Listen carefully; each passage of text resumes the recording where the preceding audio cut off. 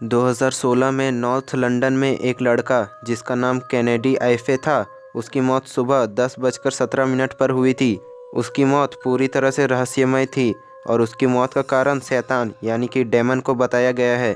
तो चलिए केनेडी की स्टोरी स्टार्टिंग से जानते हैं। तो ये बात अगस्त 2016 की है।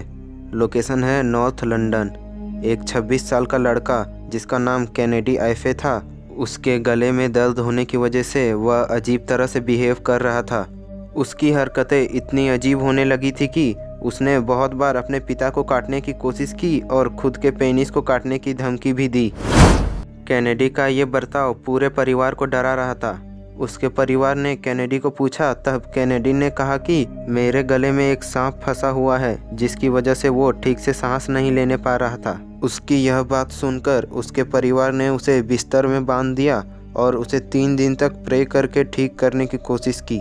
फिर एक सुबह केनेडी की मां ने पुलिस को कॉल करके केनेडी के बारे में बताया और जब पुलिस उसके घर आई तो उन्होंने देखा कि केनेडी पूरी तरह से कमज़ोर पड़ा हुआ है और वो अभी तक बेड से बंधा हुआ है।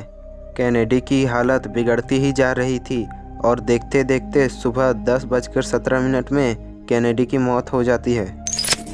केनेडी के भाई कॉलिन आइफे ने बताया कि केनेडी के अंदर एक डेमन है क्योंकि वह बिल्कुल भी नॉर्मल बिहेव नहीं कर रहा था।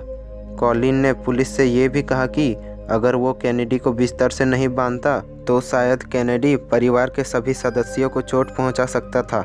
केनेडी की मौत के बाद परिवार के कुल 7 सदस्यों पर केनेडी के मर्डर का आरोप लगाकर उन्हें गिरफ्तार कर लिया गया।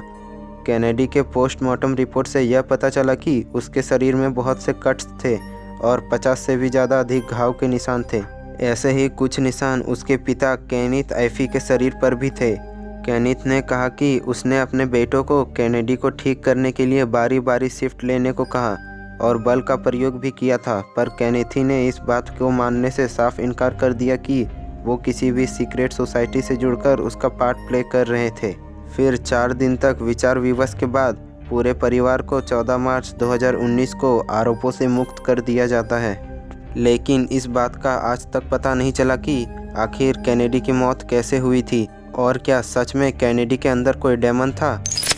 अब चाहे जो भी हो, अगर आपको कुछ हॉन्टेड हाउसेस के बारे में जानना है तो आप लेफ्ट वाली प्लेलिस्ट को चेक करें।